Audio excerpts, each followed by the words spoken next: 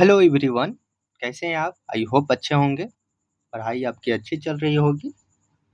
तो आज हम लोग पॉलिटी का एक चैप्टर देखेंगे। तो आरंभ लर्निंग क्लासेस में आपका स्वागत है। तो इस एनसीईआरटी पॉलिटी में आज पढ़ेंगे संविधान निर्माण की प्रक्रिया, making of the Indian constitution.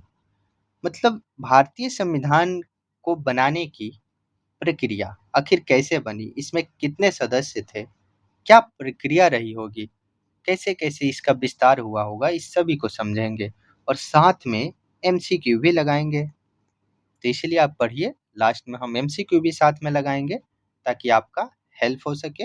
आप जो पढ़े उसको क्वेश्चन के माध्यम से देख सकें कि किस तरह का क्वेश्चन पूछा जाएगा। तो चलिए पढ़ते हैं, आगे बढ़ते हैं। सबसे पहले देखें तो संविधान निर्माण की आवश्यकता।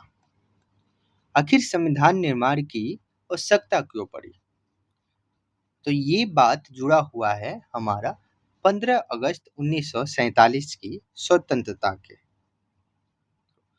जब हम 15 अगस्त 1947 को स्वतंत्र होते हैं तो क्या होता है कि ब्रिटिश क्राउन का जो शासन था वो समाप्त होता है।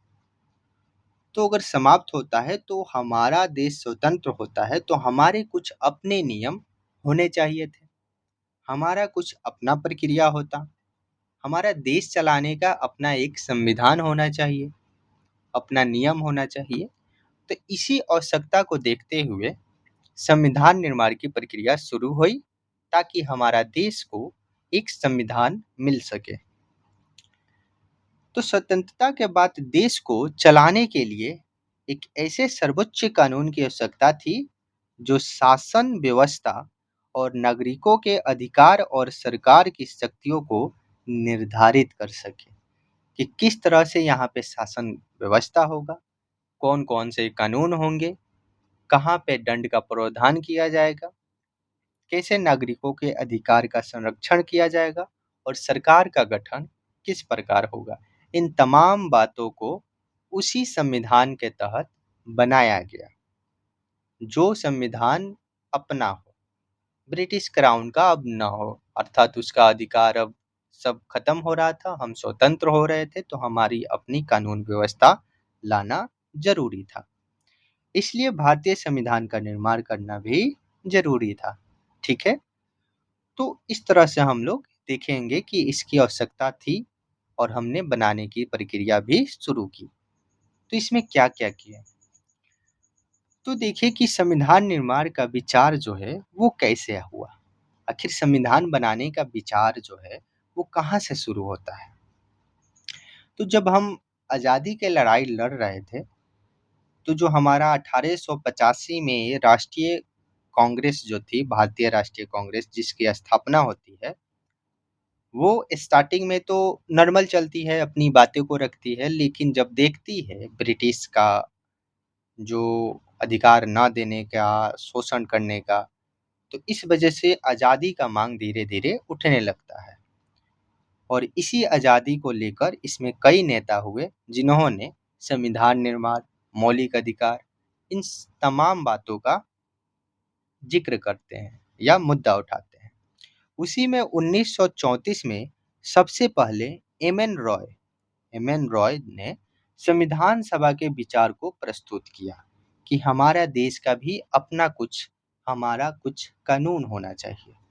ये कौन से विचार उठाते हैं 1934 में? एम एन रॉय ने। उसके बाद 1935 में इस मांग को व्यापक समर्थन मिलता है, कहें तो बहुत भारी मात्रा में इसका समर्थन मिलता है कि हाँ, संविधान सभा हम लोगों को खुद से बनाना चाहिए, खुद का एक नियम हम लोग को बिल्ड करना चाहिए, तैयार करना चाहिए। उसके बाद यही जो बातें उठी, उसके बाद 1935 का शासन अधिनियम आया। देखा गया कि उसमें भी कोई भारतीयों को ज़्यादा मोहलत या ज़्यादा कहें तो फ्री नहीं दिया गया। इस वजह से और इसकी बातें जो है, तमाम जो है बातें, वो और जोर पकड़ी और हमारा संविधान सभा निर्माण की प्रस्तुति होने लगी, बातें उठने लगी। उसी में 1940 में अगस्त प्रस्ताव आया और इसी अगस्त प्रस्ताव के बाद भारत छोड़ो आंदोलन शुरू होता है, तो ये भी याद रखिएगा। तो 1940 में अगस्त प्रस्ताव होता है, क्योंकि अगस्त में इसको ब्रिटिश सरकार से थी समर्थन लिया जाता है, तो इसीलिए अगस्त प्रस्ताव बोला जाता है। इसमें ब्रिटिश सरकार ने पहली बार संविधान सभा के विचार को स्वीकार किया कि ठीक है, आपके देश का अपना एक संविधान होना चाहिए।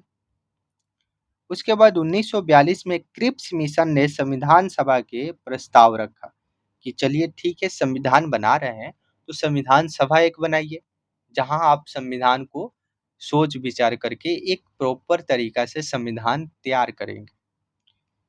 लेकिन इसे अस्वीकार नहीं किया गया, नहीं किया गया। जो क्रिप्स मिशन आया उसमें संविधान सभा का प्रस्ताव तो रखा गया, लेकिन इसे स्वीकार नहीं किया गया, क्योंकि ये पूरी तरह से हमको आज़ादी नहीं दे रहा था। इसके बाद 1946 में कैबिनेट मिशन योजना आई, और इसी कैबिनेट मिशन के तहत हमारा संविधान सभा का गठन होता है। तो ये याद रखिएगा कि 1946 में कौन कैबिनेट मिशन आता है, जिसके आधार पे संविधान सभा का गठन होता है। तो संविधान सभा का गठन जो होता है वो कैबिनेट मिशन योजना के तहत ही होता है 1946 में। ये क्वेश्चन पूछ लेगा। और अगर सबसे पहले पूछे कि संविधान सभा का विचार जो प्रकट होता है या दिया जाता है वो होता है एम.एन. रॉय के द्वारा। तो ये तमाम बातें आप याद रखिएगा। इसके बाद देखिए तो भारतीय संविधान का गठन, तो गठन क्या होता है? तो गठन के हिसाब से देखें तो कि ये कैबिनेट मिशन योजना के तहत 1946 में गठन का आधार रखा जाता है, मतलब शुरुआत किया जाता है, जिसमें कुल सदस्य 389 थे। ये याद रखिएगा, सारा इसी तरह पॉइंट बाय पॉइंट पूछता है कि संविधान सभा के गठन में कुल कितने सदस्य थे। ब्रिटिश भारत से 296 सदस्य थे। जो ब्रिटिश भारत हमारा था, जिसमें बहुत सारे जो ब्रिटिश इलाके के क्षेत्र थे, वहां से चुन के आए थे 296 सदस्य।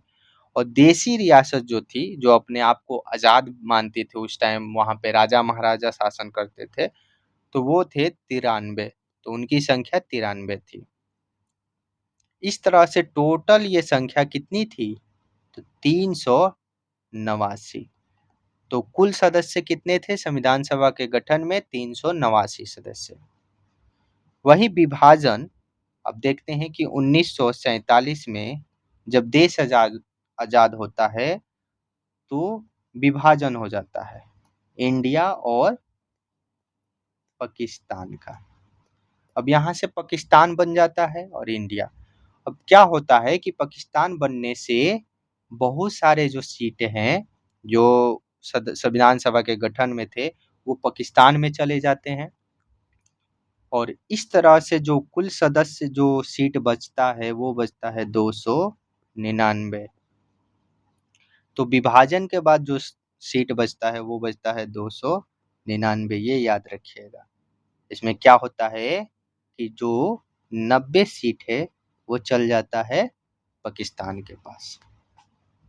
तो इतना बातें याद रखिएगा कि विभाजन से पहले कुल सीटें थी 389, और विभाजन के बाद 299। इसके बाद क्या होता है, संविधान सभा की गठन तो हो जाती है। अब इसमें जो पहला बैठक होता है यहाँ से पूछता है। तो पहला बैठक होता है 9 दिसंबर 1946 को। तो पहला बैठक कब होता है संविधान सभा का? 9 दिसंबर 1946 को। इसमें 3 डेट याद रखना होता है, 9 दिसंबर, 11 दिसंबर और 13 दिसंबर। ये तीनों डेट से क्वेश्चन अक्सर एग्जाम में हमेशा पूछा जाता है। सोचिए ये बहुत ही महत्वपूर्ण टॉपिक है जहाँ से क्वेश्चन हमेशा पूछा जाएगा कि संविधान सभा की पहली बैठक कब होती है? तो 9 दिसंबर 1946 को। और इसके अस्थाई अध्यक्ष जो बनते हैं अस्थाई रूप से, वो डॉक्टर सच्चिदानंद सिन्हा। और इसलिए डॉक्टर सच्चिदानंद सिन्हा को बनाया जाता है क्योंकि उस टाइम इस संविधान सभा में सबसे बुजुर्ग यही थे। तो संविधान सभा तो बन गई, तो इसमें एक अध्यक्ष की जरूरत थी, तो अस्थायी रूप से डॉक्टर सच्चिदानंद सिन्हा को अध्यक्ष चुन लिया गया। इसके बाद जस्ट 11 दिसंबर 1946 को डॉक्टर राजेंद्र प्रसाद को अस्थायी रूप से अध्यक्ष बना दिया गया। अब अस्थायी रूप से जो अध्यक्ष बन गए थे वो बन गए 11 दिसंबर 1946 को डॉक्टर राजेंद्र प्रसाद। और 13 दिसंबर को क्या होता है, तो 13 दिसंबर को जवाहरलाल नेहरू ने प्रस्तावना पेश किया, या कहें तो उद्देशिका। ये कौन पेश करते हैं, तो ये करते हैं जवाहरलाल नेहरू। तो जवाहरलाल नेहरू ने 13 दिसंबर को प्रस्तावना पेश किया जिसको स्वीकृति मिल गई, और यही आगे चल के संविधान का एक कहे तो सारांश बनेगा, संविधान का एक कहें तो आधार बनेगा। कौन? प्रस्तावना। प्रस्तावना अक्सर याद करना चाहिए, प्रस्तावना से भी क्वेश्चन बहुत बार पूछते हैं कि कितने प्रकार की आज़ादी की बात कही गई है, स्वतंत्रता के कितने प्रकार की बात कही गई है, जो प्रस्तावना है उसका जो स्टार्ट होता है वो कौन से शब्द से होता है। तो इस तरह से क्वेश्चन पूछते हैं, उसके लिए हम लोग फिर से पढ़ेंगे आगे। आगे देखें तो उद्देशिका प्रस्ताव में देखें ऑब्जेक्टिव रेजोल्यूशन। तो उद्देशिका जो उद्देश्य प्रस्तावना दिए थे जवाहरलाल नेहरू उसके संदर्भ में, तो वो 13 दिसंबर 1946 को पंडित जवाहरलाल नेहरू ने प्रस्तुत किया। वहीं 22 जनवरी 1947 को संविधान सभा ने इसे स्वीकार कर लिया। ये 13 दिसंबर 1946 को पेश किया गया था और 22 जनवरी 1947 को ये स्वीकार कर लिया गया। इसी उद्देश्य प्रस्ताव के आधार पर आगे चल के संविधान सभा की प्रस्तावना तैयार हुई। कहें तो यही जो उद्देश्य प्रस्ताव थी, इसी के आधार पर हमारा प्रस्तावना बनता है, जो हमारे संविधान का एक बेस है, संविधान का कहें तो एक संक्षिप्त रूप है। इसके बाद देखें तो प्रारूप समिति बनती है, ड्राफ्टिंग कमेटी, जिसके तहत संविधान सभा का निर्माण शुरू होता है। इसका गठन होता है 29 अगस्त 1947 को। हमको आज़ादी मिलती है कब, तो 15 अगस्त 1947 को, और इसी के जस्ट बाद इसी महीने में 29 अगस्त 1947 को प्रारूप समिति का गठन हो जाता है, जिसके अध्यक्ष डॉक्टर भीमराव अंबेडकर बनाए जाते हैं। तो पूछता है कई बार कि प्रारूप समिति के अध्यक्ष कौन थे, तो डॉक्टर राजेंद्र प्रसाद। जबकि संविधान सभा के अध्यक्ष तो वो डॉक्टर राजेंद्र प्रसाद, और प्रारूप समिति के अध्यक्ष डॉक्टर भीमराव अंबेडकर। इस तरह से प्रारूप समिति ने विभिन्न समितियों की सिफारिश के आधार पर संविधान का मसौदा तैयार की।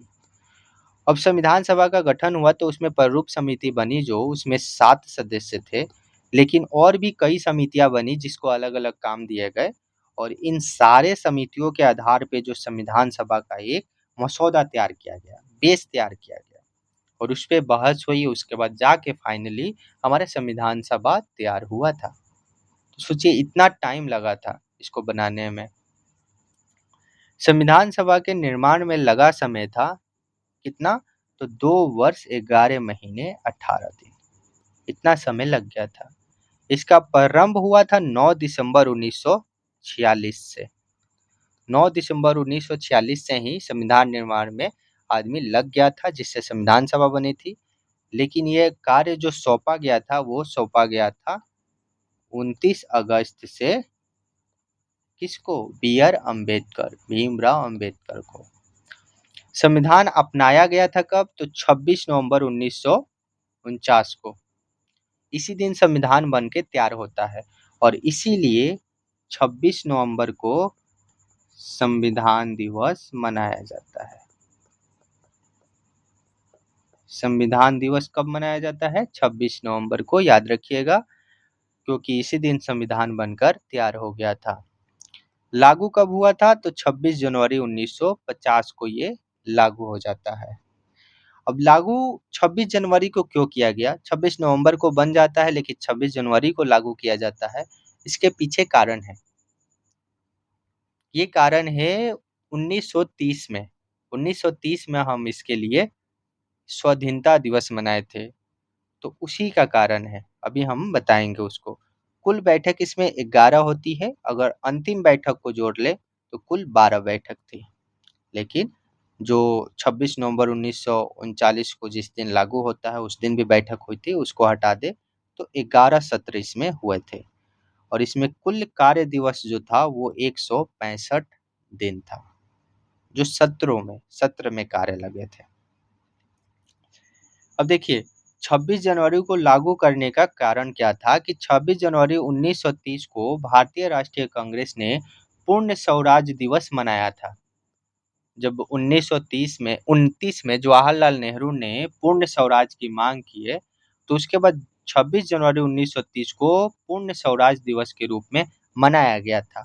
और इसी ऐतिहासिक दिन को याद रखने के लिए, रिप्रेजेंट करने के लिए हम लोग 26 जनवरी 1950 को क्या किए, संविधान को लागू किए थे 2 महीना वेट करके, ताकि ये 26 जनवरी 2030 को पूर्ण स्वराज दिवस को हम याद कर सके।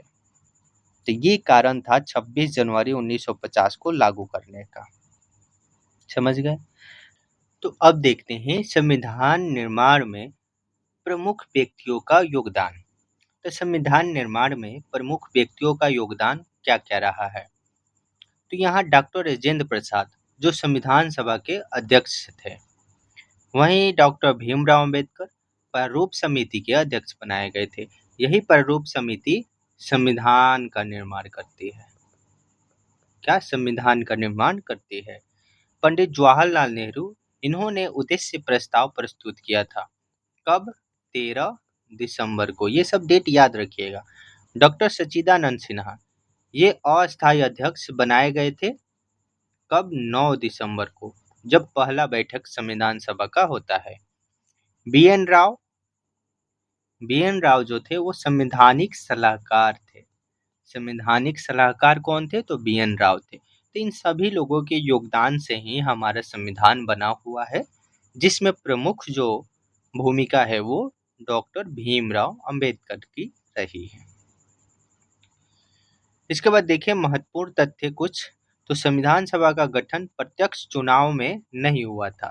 इससे क्या हुआ था कि 10 लाख जनसंख्या पे सभी इलाकों से अप्रत्यक्ष रूप से सदस्य चुन के गए थे, और वहां पे सदस्यों ने संविधान सभा के गठन में योगदान दिया था, जिसमें हमने देखा था आजादी के बाद 299 सदस्य थे। संविधान सभा एक संप्रभु संस्था थी, बहुत अच्छा, संप्रभु थी, उसका अपना निर्णय था। संविधान हस्तलिखित है। जो संविधान है वो हस्तलिखित है, हाथों से लिखा हुआ है, और इसे नाइट्रोजन के एथी में, नाइट्रोजन लिक्विड में इसको सुरक्षित रखा गया है, सॉरी हीलियम में, ताकि ये खराब ना हो। तो हीलियम के एक जार में इसको सुरक्षित रूप से रखा हुआ है, जिसको हाथों से लिखा गया है। तो ये एक हस्तलिखित हमारा संविधान है। मूल संविधान हिंदी और अंग्रेजी दोनों भाषा में तैयार है। जो मूल हमारा संविधान है जिसे हाथों से लिखा गया है, वो हिंदी और इंग्लिश दोनों भाषा में लिखा गया है, जो हमारा रखा हुआ है। तो ये थी जहाँ से क्वेश्चन पूछ लिया जाता है या जानना चाहिए। एग्जाम में क्या क्या क्वेश्चन बनते हैं जो अक्सर पूछे जाते हैं, उनको हाईलाइट किए हुए हैं। कि संविधान सभा का विचार पूछा जाता है, कौन दिए थे? तो एम एन रॉय ने दिया था। कब? 1934 में। गठन जो हुए वो कैबिनेट मिशन योजना के तहत 1946 में होती है। कैबिनेट मिशन आया था, उसी ने गठन का प्रस्ताव दिया था, जहां से संविधान सभा का गठन होता है और संविधान बनाने की प्रक्रिया शुरू होती है। पहली बैठक जो होती है वो 9 दिसंबर 1946 की होती है। उसके बाद अस्थाई अस्थाई अध्यक्ष जो थे संविधान सभा के, वो डॉक्टर राजेंद्र प्रसाद बनाए जाते हैं। प्रारूप समिति के जो अध्यक्ष थे वो थे बी आर अंबेडकर। और ये कब बनाया गया था प्रारूप समिति? 29 अगस्त 1947, जस्ट आजादी के बाद, याद रखिएगा। प्रारूप समिति के अध्यक्ष बी आर अम्बेडकर, यहाँ लिखा ही हुआ है। संविधान अपनाया गया था 26 नवंबर 1939 को, इसी दिन बन के तैयार हुआ था, और इस दिन मनाते हैं संविधान दिवस। और लागू हुआ था 26 जनवरी 1950 को, और इस दिन मनाते हैं गणतंत्र दिवस। इस दिन क्या मनाते हैं? गणतंत्र दिवस मनाते हैं। तो ये बातें याद रखिएगा। फिर इसके बाद चलिए कुछ एमसीक्यू देख लेते हैं। संविधान सभा के गठन का आधार क्या था?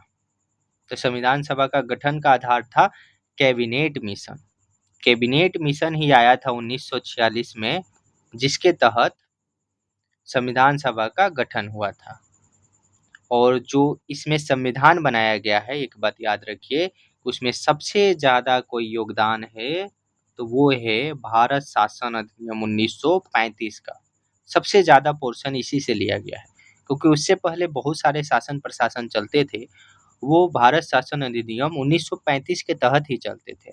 और हमने वहाँ से बहुत सारी जो शासन व्यवस्था है उन सभी बातों को अपने संविधान में जोड़ा था।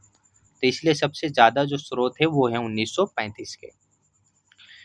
संविधान सभा के अस्थायी अध्यक्ष कौन थे? अस्थायी रूप से अध्यक्ष थे डॉक्टर राजेंद्र प्रसाद, और अस्थायी कौन थे? सच्चिदानंद सिन्हा। प्रारूप समिति के अध्यक्ष डॉक्टर अंबेडकर। तो इस तरह से याद रखिएगा। और वहीं उद्देश्य का प्रस्ताव तो ये दिए थे पंडित जवाहरलाल नेहरू। प्रारूप समिति का गठन कब हुआ था? तो प्रारूप समिति का गठन हुआ था जस्ट आज़ादी के बाद 29 अगस्त 1947 को। इसका राइट आंसर बी हो जाएगा। और इसके अध्यक्ष थे भीमराव अंबेडकर। उद्देश्य प्रस्ताव किसने प्रस्तुत किया था? तो उद्देश्य प्रस्ताव जवाहरलाल नेहरू ने प्रस्तुत किया था। कब? 13 दिसंबर को।